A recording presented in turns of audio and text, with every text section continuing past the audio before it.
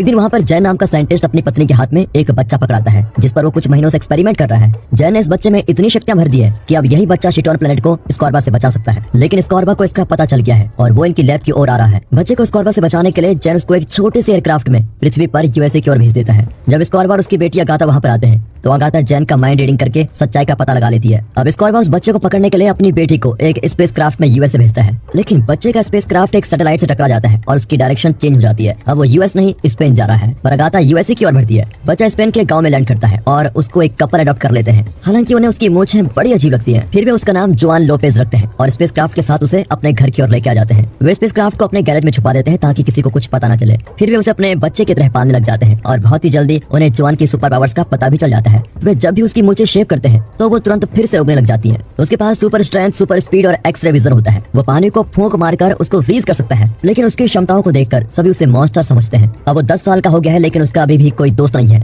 उसके पेरेंट्स उसको दिलासा देते हैं कि अगर तुम किसी और देश में होते तो लोग तुम्हें बहुत रिस्पेक्ट करते, लेकिन स्पेन के लोगों को इतना शक्तिशाली बच्चा पसंद नहीं है। इस तरह वक्त बीतता जाता है और अब जोआन 30 साल का हो गया है। अब वो एक बड़ी सिटी में रहता है और किसी को अपनी अपार शक्ति का प्रदर्शन नहीं दिखाता। वो एक नॉर्मल आदमी की तरह जीने लग जाता है। एक दिन उसका बेस्ट फ्रेंड और सुपरवाइजर जेमी उसे कॉल करके पूछता है कि तुम अब तक ऑफिस क्यों नहीं पहुंचे। जॉन कहता है कि मैं तो कब का ऑफिस आ गया हूँ। ये कहकर वो कॉल काट देता है और अपनी सुपर स्पीड की मदद से 1 सेकंड में तैयार होकर सीधे ऑफिस पहुंच जाता है। जेमी के आने से पहले वो अपनी कुर्सी पर बैठा काम कर रहा होता है। जेमी उससे कहता है कि मैं कुछ लोगों का इंटरव्यू लिया था, उसमें एक लड़की मुझे बहुत पसंद आई और वैसे भी इंटरव्यू तो डेटिंग का एक बहाना था यार, मैं उसको एक वेलकम पार्टी देना चाहता हूँ। तो जॉन कहता है कि ये कोई कॉलेज नहीं जो फ्रेशर को वेलकम पार्टी दोगे, इस ऑफिस की हिस्ट्री में कभी ऐसा हुआ नहीं है। ये कहकर वो नाश्ता करने चला जाता है और तभी वो अपने एक्स-रे विजन का इस्तेमाल करके देखता है कि जेमी जिस न्यू एम्प्लॉय की बात कर रहा था वो लूजिया है, जो जॉन के साथ यूनिवर्सिटी में पढ़ती थी। वो लूजिया के लिए दरवाजा खोलता है और बड़ा खुश होता है कि लूजिया उसको नहीं भूली। उसको देखते ही जॉन उसे वेलकम पार्टी के लिए इनवाइट करता है। जॉन जेमी को एडवाइस देकर आया था कि पार्टी वार्टी कुछ नहीं होगी, लेकिन ये खुद यहाँ पर शुरू हो गया। ऑफिस आवर्स के बाद वो एक छोटी वेलकम पार्टी रखते हैं जिसमें ऑफिस का और कोई शामिल नहीं होता, सिर्फ जॉन, जेमी, लूजिया और 2 हाउसकीपर्स होते हैं जिन्हें जेमी ने जबरदस्ती पार्टी के लिए रोक के रखा था। अब लूजिया रेस्टोरेंट में जाने के बहाने वहाँ से बाहर भाग जाती है तो जॉन अपना एक्स-रे विजन से उसको देखता है और उसकी बातें भी सुन पाता है। वो अपने फ्रेंड को बताती है कि जेमी तो मेरे पीछे पड़ गया, लेकिन शुक्र है यहाँ जॉन भी है। ये सुनकर जॉन डिसाइड करता है कि वो कभी लूजिया को जेमी के साथ अकेला नहीं छोड़ेगा। हालांकि जेमी उसको घर जाने को कहता है, लेकिन जब जॉन आइस लेने जाता है तो लूजिया पार्टी से चली जाती है। अब जॉन अपनी सुपर स्पीड की मदद से जल्द ही सब स्टेशन पहुंच जाता है जहाँ लूजिया ट्रेन का वेट कर रही होती है। फिर दोनों एक रेस्टोरेंट जाकर पिज्जा ऑर्डर करते हैं। तभी वहाँ पर कुछ टीनेजर्स आ जाते हैं और गेम खेलते हुए चिल्लाने लगते हैं। लूजिया को डांटती है और अपने पर्स से एक लड़के को मारती भी है क्योंकि वो लूजिया की इंसल्ट कर रहा था, लेकिन वे लूजिया को फिर भी चिढ़ाते हैं। अब एक लड़का जॉन के पीछे घोड़ा बनकर बैठ जाता है और दूसरा एन वक्त उसको धक्का देकर गिरा देता है और फिर जॉन भी गुस्से में फर्श का टायर तोड़ने लगता है, लेकिन अपने आप को वो कंट्रोल कर लेता है ताकि लूजिया को उसकी शक्तियों का पता न चले। अब स्टेशन में वेट करते हुए वो अपने पिता की बातों को याद करता है। उसे लगता है कि अपनी शक्तियां छुपाकर जीना भी कोई जीना है। तभी अचानक एक सबवे ट्रेन उसके सामने से गुजरती है और साफ पता चल रहा है कि वो ड्राइवर के कंट्रोल में नहीं है। उसको जाते ही जॉन को चिप नाम की कंपनी का एक एड दिखता है जिसमें लिखा हुआ है कि आज अपनी काबिलियत को साबित करने का सबसे अच्छा दिन है। अब जॉन तुरंत ट्रैक पर कूदकर भागने लगता है। सुपर स्पीड की वजह से वो अगले स्टेशन पर जल्दी पहुंच जाता है और आती हुई ट्रेन को रोकने की पूरी कोशिश करता है, पर ट्रेन तो उसको खींच कर लेके जाती है। फिर भी वो अपनी सुपर स्पीड को यूज करके अगले स्टेशन पर पहुंच जाता है और इमरजेंसी फायर होस की मदद से ट्रेन को ब्लॉक करने की पूरी कोशिश करता है और इस बार उसका आइडिया काम कर जाता है। ट्रेन रुक जाती है और क्रैश होने से बाल बाल बचती है। अब सभी जॉन को घूरते हैं कि ये है कौन। फिर जॉन अपनी पहचान छुपाने के लिए एक आदमी की कैप निकालकर पहन लेता है और वहाँ से चला जाता है। अगले दिन इस सुपर हीरो की खबर पूरी दुनिया में फैल जाती है। दूसरी ओर अगाथा बड़ी हो गई है और चिट कंपनी की सीईओ बन गई है। दरअसल चिट दुनिया की सबसे बड़ी इलेक्ट्रॉनिक कंपनी है। वो अभी भी जॉन को ढूंढ रही है। इस न्यूज की वजह से उसे पता चल गया है कि वो आदमी जॉन ही है जिसने ट्रेन को बचाया। अब वो अपने रोबोट क्लोन्स को लेकर स्पेन जाने का फैसला करती है। अगले दिन ऑफिस में भी सबवे के सुपर हीरो की चर्चा होती रहती है, पर लूजिया बड़ी परेशान है क्योंकि लाख समझाने के बाद भी जेमी उसे तंग कर रहा होता है। इतना नहीं, उसने लूजिया के लिए ढेर सारे ऑफिस कार्ड्स भी छुपा दिए हैं। अब लूजिया जॉन को एक कार्ड देती है।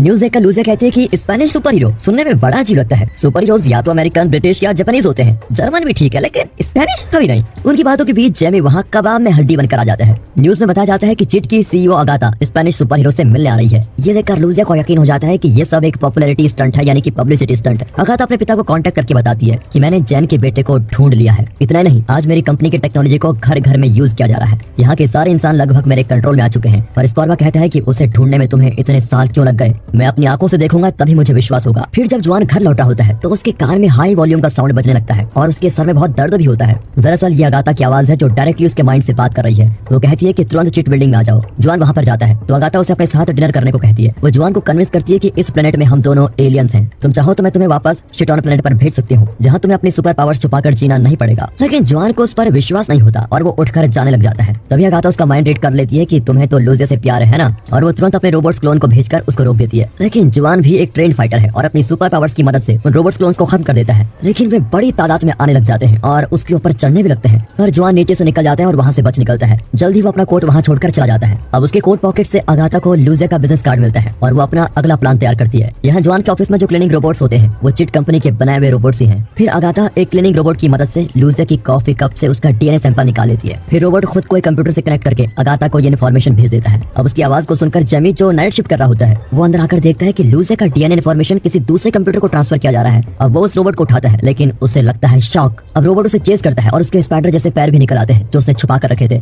जेमी घबराकर हाउसकीपर्स को बुलाता है और तीनों मिलकर रोबोट को लगातार पीटते हैं। आखिर वो पूरी तरह टूट जाता है, लेकिन तब तक लूजिया के डीएनए की पूरी इन्फॉर्मेशन ट्रांसफर हो जाती है। जेमी लूजिया को वार्न करना चाहता है, लेकिन वो फोन नहीं उठाती। यहाँ जॉन भी लूजिया को ढूंढ रहा होता है क्योंकि उसने लूजिया के साथ डिनर करने का वादा किया था, लेकिन जा नहीं पाया। इतने में लूजिया रेस्टोरेंट से आ ही जाती है और उसने आज बहुत पी रखी है। जॉन उससे माफी मांगता है, लेकिन वो जॉन को अपने साथ रात बिताने को कहती है। जॉन कहता है कि तुम अपने होश में नहीं हो और मैं तुम्हारी हालत का फायदा नहीं उठाना चाहता। अब वो उसे बुज़दिल कहती है। उसे गलत साबित करने के लिए फिर जॉन उसको किस कर देता है। यहाँ जेमी ये सीन देख लेता है और उसको बहुत बुरा लगता है। बेचारा लूजिया को वार्न करने के लिए रोबोट लेकर आया था और तभी वहाँ पर आगाथा आ जाती है और जेमी का माइंड रीड करती है। उसे पता चल गया है कि जेमी भी लूजिया से प्यार करता है, इसीलिए वो इस बात का फायदा उठाती है। वो जेमी को लालच देती है कि मैं लूजिया जैसी एक क्लोन बना सकती हूँ और अगर तुम मेरी मदद करोगे तो असली लूजिया तुम्हारी हो जाएगी। अगले दिन जॉन अपने पेरेंट्स के घर पर जाता है और उनसे पूछता है कि असल में मैं हूँ कौन। पहले तो वे जवाब नहीं देना चाहते थे, लेकिन बाद में वे सच बता ही देते हैं कि हाँ तुम एक एलियन हो। फिर वे उसे स्पेसक्राफ्ट भी दिखाते हैं जिसके अंदर बैठकर वो पृथ्वी पर लैंड हुआ था। जॉन एक बटन दबाता है तो जैन का होलोग्राम उसको सब कुछ एक्सप्लेन करता है। वो बताता है कि तुम्हें शिटोन वापस आकर हमारे प्लेनेट को स्कॉर्बा से बचाना है। जॉन की माँ कहती है कि तुम एक सुपर हीरो हो और तुम्हें जाकर शिटोन को बचाना चाहिए। वो स्पेसक्राफ्ट से उसका कॉस्ट्यूम निकालती है और जॉन के लिए एक सुपर हीरो ड्रेस भी बना कर देती है। माँ ये लाल तौलिया मेरे पीछे क्यों लटक रहा है? मैं उड़ना तो जानता ही नहीं।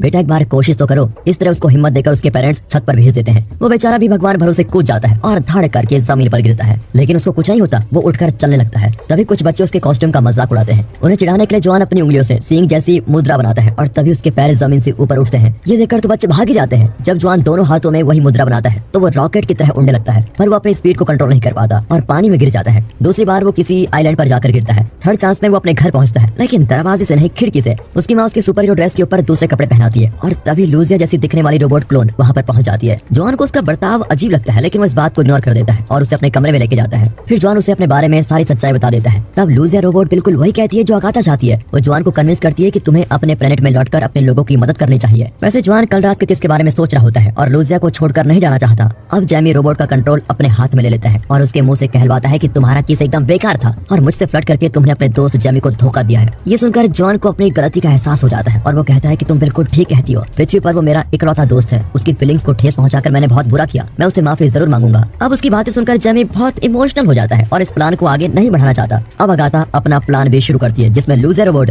जॉन को किस करने के बहाने उसको एक तगड़ा पंच मारती है। वो दीवार तोड़कर नीचे हॉल में जाकर गिरता है। अब जॉन बड़ी मुश्किल से अपना नॉर्मल कपड़े उतारकर सुपर हीरो के कॉस्ट्यूम में आ जाता है। फिर लूजिया रोबोट और जॉन की लड़ाई शुरू हो जाती है। लड़ाई के बीच जॉन की माँ लूजिया रोबोट को डिस्ट्रैक्ट करती है और मौका पाकर जॉन लूजिया रोबोट का सर ही उड़ा देता है। अगाथा का ये प्लान भी फ्लॉप हो चुका है। अब वो जेनी की मदद से असली लूजिया को यहाँ लाना चाहती है, लेकिन जेमी उसका साथ देने से इनकार कर देता है। उसका माइंड रीड करके अगाथा को पता चलता है कि उसने जॉन को वार्न कर दिया है। फिर वो जेमी को बंदी बना लेती है। जॉन लूजिया को कॉल करके पता लगाता है कि वो बार्सिलोना में है। फिर जॉन तुरंत उड़कर वहाँ पहुंच जाता है। वो लूजिया को सब कुछ सच बताता है, लेकिन वो जॉन पर विश्वास ही नहीं करती। अपनी बात को साबित करने के लिए वो पब्लिक में अपनी ड्रेस उतार देता है और सुपर हीरो ड्रेस में उड़ने की कोशिश करता है। पर तभी सुपर हीरो कॉस्ट्यूम में कुछ आदमी वहाँ कर उसको रोक लेते हैं और कहते हैं कि यहाँ काम करने के लिए तुम्हें हमारे बॉस से परमिशन लेनी पड़ेगी। इसी बीच चिट के लोग लूजिया को किडनैप करके लेके जाते हैं। जॉन उसकी मदद के लिए भागता है, लेकिन नकली सुपर हीरोज उसका रास्ता रोक देते हैं। तभी अगाथा फिर एक और बार उसके दिमाग में बोलने लगती है कि अब लूजिया मेरे कब्जे में है और तुम जानते हो कि तुम्हें कहाँ आना है। जॉन उन आदमियों से लड़ने की पूरी कोशिश करता है, लेकिन इसी बीच वे आपस में लड़ने लगते हैं। मौका पाकर जॉन वहाँ से उड़न छू जाता है। फिर वो सीधे चिट ऑफिस में पहुंचता है, जहाँ लूजिया और जेमी को बांध कर रखा गया है।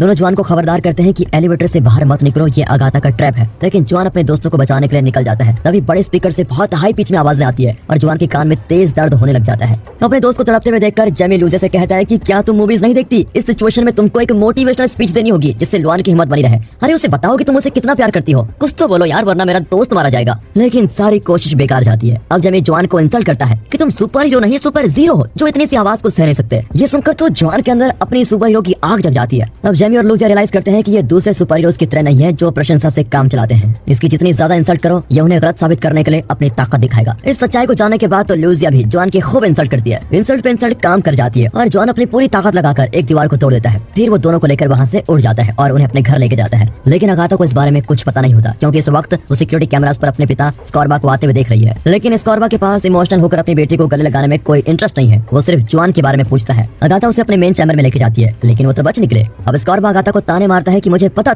था कि तुम कभी जॉन को पकड़ ही नहीं पाओगे, तुम एकदम यूजलेस हो और हमारे परिवार के लिए तुम एक कलंक हो। मुझे अफसोस है कि तुम मेरी बेटी हो। उसके तानों से तंग आकर अगाथा उसके ऑक्सीजन टैंक को डिस्कनेक्ट कर देती है और वो मर जाता है। लेकिन मरने से पहले अगाथा उसके माइंड को रीड करती है, तो पता चलता है कि इस आखिरी चाल के लिए वो अपनी बेटी से बहुत खुश है। अब अगाथा स्कॉर्बा की कुर्सी संभालती है और अपना अगला प्लान बनाती है। यहाँ जॉन लूसिया को बताता है कि मैं सुपर हीरो नहीं बनना चाहता और नॉर्मल लाइफ जीना चाहता हूँ। ये कहकर वो अपना कॉस्ट्यूम आग में फेंक देता है, पर वो फायर प्रूफ कॉस्ट्यूम है। और तभी अगाथा अपने पिता के स्पेसशिप में वहाँ पर आती है। लैंड होते ही उसका स्पेसशिप एक रोबोट में ट्रांसफॉर्म हो जाता है। वो कहती है कि मैं पृथ्वी को नष्ट करने वाली हूँ। ये सुनकर जॉन तुरंत अपने सुपर हीरो कॉस्ट्यूम पहन लेता है, लेकिन वो बहुत गर्म होता है। इसी बीच अगाथा उसके बहुत पास आ जाती है। तभी उसको डिस्ट्रैक्ट करने के लिए जॉन के पापा उस पर शॉट गन फायर करते हैं। अगाथा रोबोट के स्पेशल आर्म से जॉन के पिता को खींचने लगती है, पर जॉन उसे रोक कर रखता है। लेकिन उसके पापा की पकड़ ढीली पड़ जाती है और वो रोबोट के अंदर खींचे चले जाते हैं। अब अगाथा जॉन को इतनी जोर से पकड़ती है कि वो बार्सिलोना के फुटबॉल मैच के बीच जाकर गिरता है। अब वो बच्चे जो जॉन का मजाक उड़ाते थे वे इसे रिकॉर्ड करने लगते हैं। जॉन फुटबॉल ग्राउंड से गोल का नेट चुरा कर लेके आता है और उसे रोबोट पर फेंक देता है, लेकिन उसका निशाना चूक जाता है और नेट में उसकी माँ फंस जाती है। अगाथा अपने रोबोट आर्म से उसकी माँ को भी अंदर खींच लेती है। फिर वो जॉन को पकड़कर जमीन पर पटक देती है और अपने रोबोट के पैरों से उस पर लगातार ISI का छाप लगाती रहती है। वो अपनी इलेक्ट्रिक गाड़ी से उसके टुकड़े कर देना चाहती है, लेकिन तभी जैमी उसे डिस्ट्रैक्ट करने लग जाता है। लूसिया ने उसे ऐसा करने को कहा था। अगाथा जैमी को भी अंदर ले लेती है। अब लूसिया जॉन के पापा का ट्रक लेकर बाहर आती है और जॉन को पुकारती है। उसकी आवाज को सुनकर जॉन जाग जाता है। लूसिया चिल्लाती है कि उस दिन पिज्जा रेस्टोरेंट में उन लड़कों ने तुम्हारे साथ जो किया था तुम अगाथा के साथ वही करो। ये कहकर वो ट्रक को पुल के आगे पार करके वहाँ से भाग जाती है। फिर जॉन अगाथा के स्पेसक्राफ्ट को पंच करके उसको ठीक जगह पर पोजीशन करता है और उसके फ्रंट ग्लास पर फूंक मारकर